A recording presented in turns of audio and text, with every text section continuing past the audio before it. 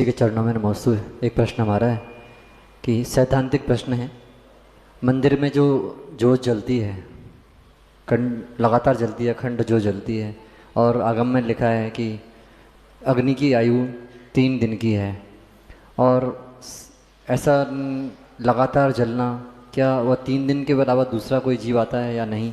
एक प्रश्न इसी में कि एक जीव यहाँ जल रहा है, एक मंदिर में जल रहा है, एक घोड़े पे भी लोग जलाते हैं, तो क्या अग्नि का एक जीवों की भी पुण्य पाप का उदय रहता है?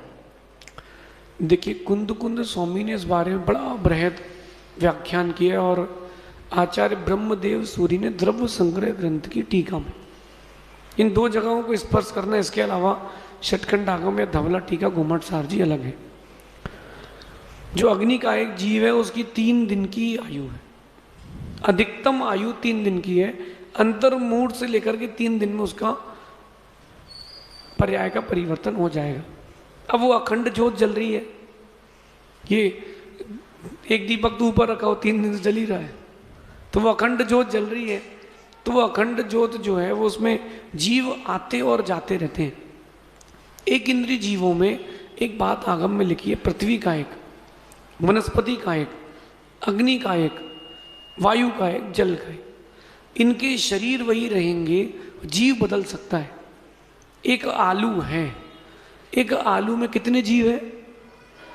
कितने जीव है? अनंत जीव, फिर भी आप खाते हो, क्या बात है। एक बार अपने लिए ताली बजा लो। कोई नहीं बजाएगा। सुनिए, एक आलू में कितने जीव हैं? अनंत निगोदी है, और 18 एक श्वास में 18 बार जन्म मरण कर रहे हैं। तो वहीं थोड़ा जन्म मरण करेगा, हो सकता कहीं और चले जाए, किसी और स्थान को भी स्पर्श कर ले, तो शरीर वही रहेगा और जीव बदलता रहेगा। पृथ्वी कायक में भी, क्योंकि निगोदीय जीव वनस्पति कायक है, तो उनके लिए भी अग्नि कायक में भी यही विषय लगता है कि जो अग्नि की लौ दिख रही है आपको, ये तो उसका शरीर है, अग्नि का एक जीव का ही शरीर है, लेकिन जीव बदल सकता है, इसमें कोई दोष नहीं, कोई बाधा नहीं। दूसरी बात, एक आग जल रही है पटाखे में, कचरे में, एक आग जल रही है मंदिर की आरती के लिए, एक आग जल रही है जिससे शुद्ध भोजन आदि निर्मित किया जा रहा है। अगर पात्र मिल गए तो आहार दे लेंगे, सबका अपना अपना पुण्य है।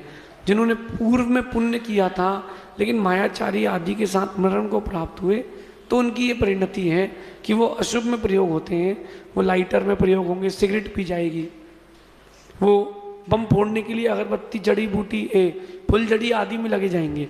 लेकिन जिन अग्नि का एक जीवों का पुण्य अवशेष था, वही श्री जी और गुरु जी की आरती आदि में उपयोग होंगे। आचार्य कहते हैं, वसुनंदी स्वामी प्रतिष्ठा ग्रंथ में बहुत सुंदर बात कही। उन्होंने कहा कि जिस पाषाण खंड का यशा कीर्ति नाम कर्म का उदय होता है, वही जिन बिंब बन पाता है, बाकी पाषाण तो जमीन में फर्श में लग जाते हैं।